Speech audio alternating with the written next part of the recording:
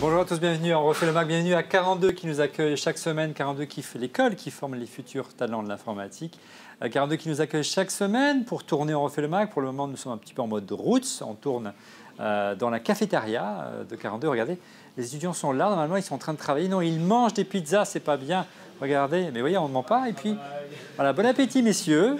Non, il travaille, mais là, il est tard. On va commencer, on enregistre tard, on refait le Mac. Et on a déployé notre studio mobile avant d'avoir le vrai studio dont on refait le Mac dans un vrai studio télé comme on avait l'année dernière. Pour l'instant, on est dans une version mobile.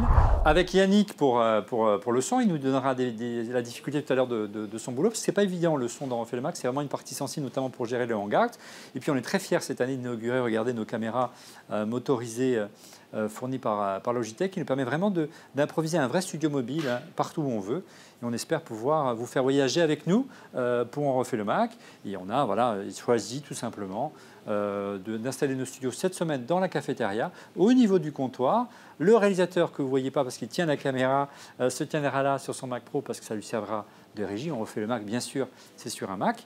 Et puis une fois qu'il aura terminé d'enregistrer, on vous montrera comment on va monter l'émission. On va envoyer le fichier enregistré de la vidéo jusqu'à la régie, vous verrez tout à l'heure, la vraie régie du Studio 42. Et on vous montrera comment notre réalisateur François monte l'émission chaque semaine pour qu'elle soit en ligne dès le vendredi soir à 17 h. Mais avant, il faut que j'aille mettre mon micro, faire quelques essais de micro. C'est l'obligation avant l'arrivée des chroniqueurs et des invités éventuels. Donc je vais m'installer et normalement l'ingénieur du son, notre ami, va nous mettre le micro HF qui est branché sur... Sur quoi tu branches tout ça? Sur une grosse... Alors c'est branché sur une console analogique, une Mackie. Une Mackie, voilà. Allons-y. Et après, il faudra que j'aille me maquiller, du coup. Voilà, on ne parle pas. Voilà. Ça prend un peu de temps. Prends ton temps, on est entre nous. Et puis, évidemment, on a choisi de mettre des micros serre-tête pour le moment, parce que comme on est dans la cafétéria, qui a un peu de bruit, comme vous avez pu voir, il y a des gens qui mangent. Comme ça, on ne les dérange pas, ils peuvent manger tranquillement. Mais il ne faut pas que ça pop, c'est ça, voilà. D'accord. Tu veux que je fasse un petit essai de lancement pour le son? Allez, c'est parti. Je vais te lire le sommaire de la prochaine émission. Cette semaine, la file équipe d'ORLM revient sur les annonces de Google. Gros plan sur les smartphones Pixel qui veulent damer le pion à l'iPhone 7. Bon courage. Quid également de Google Home, l'assistant virtuel pour chaque membre de la famille. Faut-il s'inquiéter d'utilisation grandissante de nos données personnelles par Google? Débat. C'est bon au niveau du son? Super. Bon, écoute, on va passer au maquillage. Bienvenue dans la salle de maquillage, la petite coulisse du studio 42. Je vais peut-être regarder plutôt le miroir. Là, c'est un passage obligé quand on fait un peu de vidéo de faire du maquillage. Non pas parce que c'est de la coquetterie de journaliste amateur, mais plutôt une exigence du réalisateur pour éviter que l'image, ou l'ingénieur vision, pour éviter qu'à l'image, les fronts, le visage avec la transpiration, le stress, le visage des intervenants ne brille, donc c'est un passage obligé. Aujourd'hui, c'est moi qui m'y colle parce qu'on n'a pas de maquilleuse, on va enlever les lunettes et on va juste mettre un petit peu de fond de poudre pour éviter que ça ne brille. Et moi, comme j'ai un très très grand front, c'est le moins qu'on puisse dire, regardez, voilà, la nature m'a ainsi doté, on va essayer en mettant un petit peu de poudre que l'effet de brillance soit atténué au maximum avec les grandes barres de LED que vous avez pu entreapercevoir tout à l'heure dans le studio et qui ont tendance à se refléter sur le front et c'est vraiment pas très esthétique. Voilà, ces petits détails qui font qu'une émission, j'espère, est réussie et regardable. Encore une fois, ce n'est pas une volonté de cacher nos défauts de jeunesse. Les cernes sont là, il aurait fallu mettre du fond de teint, mais ce sera pour une autre fois lorsqu'on a la chance d'avoir une maquilleuse. Je crois que là, on est quasiment prêt. On rajoute un petit peu encore pour être bien sûr que ça brille pas. Voilà, un peu partout comme ça devrait le faire. Waouh, j'en ai partout, c'est horrible. Et on va remettre les lunettes et puis on va se retourner en studio parce que là, c'est l'heure de commencer l'émission. Voilà la config du studio dont on refait le Mac, enfin la régie. Alors, on travaille sur un Mac Pro avec le logiciel assez connu qui s'appelle Wirecast et sur lequel arrivent 6 flux de caméras. Les caméras sont des caméras Logitech, des PTZ Pro. Ce sont des caméras motorisées, voilà, on peut les télécommander directement du Mac. Et je fais le mélange sur le Mac On enregistre en local sur le Mac l'émission, donc on a un fichier vidéo qui est enregistré sur le Mac. Et en parallèle aussi pour la sécurité, on enregistre sur un petit enregistreur Blackmagic avec écran intégré. Voilà, et une fois que c'est fini, on transfère tout sur le NAS de QNAP pour pouvoir faire le montage, quel que soit l'endroit où on se trouve finalement. Bonjour, je m'appelle Yannick, je suis le technicien son pour l'émission On refait le Mac. C'est moi qui m'occupe de faire en sorte que le son soit bon, que vous puissiez suivre cette émission correctement. Mon travail, c'est donc de sonoriser les invités ainsi que les présentateurs sur le plateau, mais aussi de sonoriser les invités qui sont en ligne dans le flux internet qui passe par Hangout. Alors effectivement, c'est un exercice assez difficile puisque eux-mêmes ne sont pas sur le plateau. Ils sont chez eux, ils sont en ligne sur Internet et donc effectivement, il y a beaucoup de suivi de volume à faire puisque quand ils ne parlent pas, on peut entendre les bruits chez eux, donc il faut bien penser à baisser les volumes, à les remonter quand ils reprennent la parole. Voilà, donc c'est assez intéressant à faire comme travail et voilà, je suis très heureux d'être ici.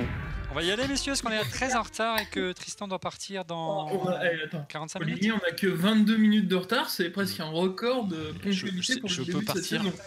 Je peux partir dans 1 heure. Ok, le Lyonnais est taquin, c'est comme la saucisse. Toujours. Quand vous voulez. Quand tu veux. Générique, on mettra après, blum blum blum, on y va.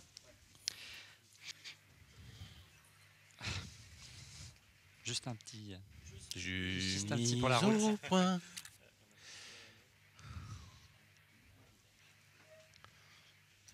Ok.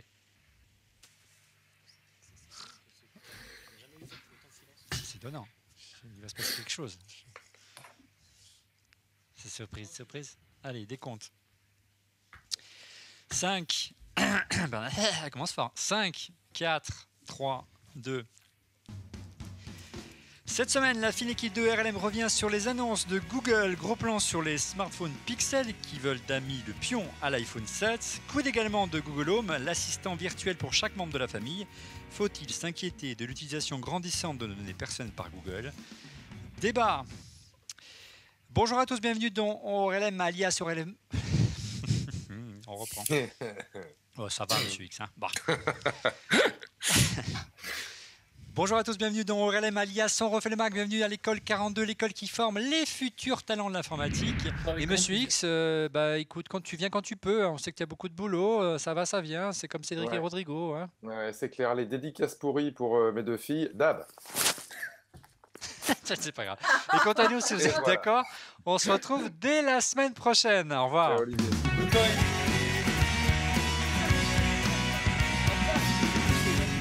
C'est bon François, ça a été cette semaine? Écoute, ouais, ça a été super, ça a été assez rythmé finalement. Vous étiez assez dissipé quand même. C'est vrai. Et puis je suis content parce qu'on a l'enregistrement fait combien 1h10, c'est ça? Alors 1h25 d'enregistrement. Ouais, avec les coupures, hein, parce que l'émission est remontée. On va vous montrer ça dans un instant, hein, puisque le principe de On refait le Mac, c'est de produire une émission de si possible la meilleure qualité possible.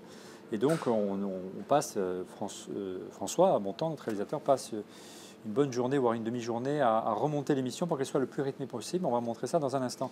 Et là, on est content quand on a tenu 1h10, c'est-à-dire que l'émission fera à peu près 1h25 d'enregistrement, ça fera 1 heure en gros d'émission. Ouais, voilà, 1h05 quoi. Là, je glisse le fichier sur le NAS et ça transfère là-bas dans la régie. Ouais, donc là, on a vraiment une connexion de feu de Dieu ici à 42, donc 10 gigabits. Donc on envoie le fichier très rapidement grâce effectivement à ce serveur NAS QNAP qui a une fonction 10 gigabits qui est plutôt rare hein, sur un NAS. C'est pour cela qu'on a choisi spécialement ce modèle-là. Et vous verrez qu'il y a une fonction bien pratique de DAS. En clair, on branche le Thunderbolt en direct sur le Mac et qui peut carrément monter sans copier le fichier à nouveau sur son Mac à partir du NAS. Il peut monter comme si c'était un disque dur externe, sauf que c'est un NAS. On va montrer ça dans un instant. Et là, ça va mettre combien de temps pour transférer ? Là, il y en a pour 10 minutes. C'est quand même pas mal de fichiers 100 Go en 10 minutes. Maintenant, on va essayer de monter, vous montrer comment monter. On va aller en régie là-bas pour montrer ça tout de suite dans la régie du studio 42. Voilà, l'enregistrement est terminé. On quitte la cafétéria de 42 pour rejoindre ici l'amphithéâtre. Et l'amphithéâtre cache derrière ces murs la régie du studio 42 qui va nous accueillir dans quelques semaines. On sera vraiment dans le studio. On fait découvrir l'envers du décor. On va donc rejoindre François qui est dans la régie qui est juste derrière ici, je vais vous montrer dans un instant. C'est là que François monte l'émission sur son Mac et il a dû normalement récupérer le fichier de plusieurs gigas, hein, donc ça lui prend quelques minutes pour arriver jusqu'ici, sur son NAS. On va voir ça tout de suite. D'abord le petit sésame pour entrer, bip, dans la régie et c'est ici que ça se passe. Salut François. Salut Olivier. Ah, la bête est là. Ouais, le voilà, le fameux NAS. Bah écoute, je ne l'ai pas allumé parce que je voulais te montrer 2-3 petites choses. Donc tu as 4 baies là, ici. C'est des baies 3 pouces et demi. Hop, hop, 2, 3 et 4. Plus... Il y a quoi dedans? Eh bien, voilà, on met nos disques là. Donc, il y a des disques de 4 Tera là, chacun 4 Tera. Ouais. Voilà, on les bloque les baies par des petits clips comme ça. Tout fonctionne par clips en fait, il n'y a pas de vis, on n'a pas besoin de tournevis. Même les disques sont clipsés sur les tiroirs. Et là, en fait, on a 2 tiroirs avec des SSD. Et les SSD, en fait, c'est pas pour étendre la capacité. Ça sert de cache, en fait. Voilà, les données un peu récurrentes, un peu comme un Fusion Drive. Ça accélère un peu tout l'ensemble. Moi, là, mon Mac, il est branché en Thunderbolt dessus. Il est branché sur le réseau. Souviens-toi, tout à l'heure, j'ai balancé le fichier. Quand je suis arrivé avant de l'éteindre, il était déjà dedans. Voilà, on va l'allumer. Donc voilà, il est allumé. Comme je te le disais tout à l'heure, via le réseau de 42 10 gigabits Ethernet, le fichier est arrivé. Voilà, moi j'ai un petit MacBook Pro, donc j'ai pas trop de place sur mon disque dur. Je l'ai branché en Thunderbolt 2. Voilà, donc je vais monter directement à partir du fichier dans le NAS. Comme un disque dur externe? Alors ça monte pas comme un disque dur externe, ça monte comme un disque réseau. Mais après, j'ai tout le confort, finalement, comme si c'était un disque externe. Mais voilà. Donc, je fais POMK, parcourir, il est là. Je me connecte. Alors, c'est pas...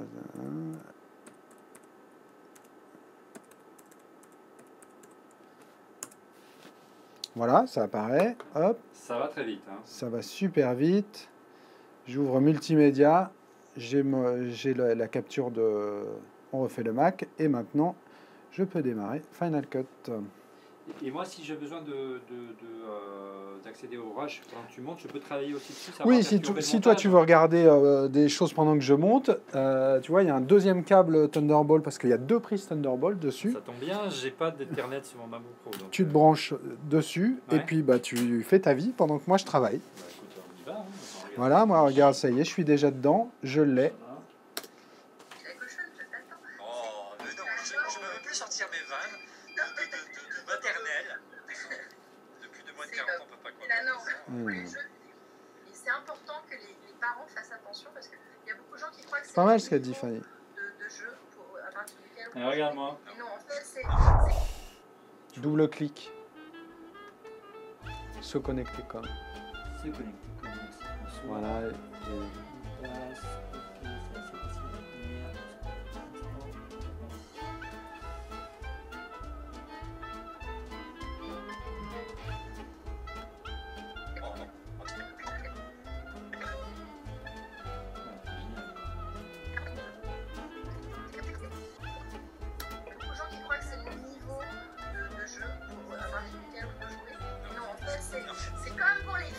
Tu vois, on lit les deux en même temps. Hein.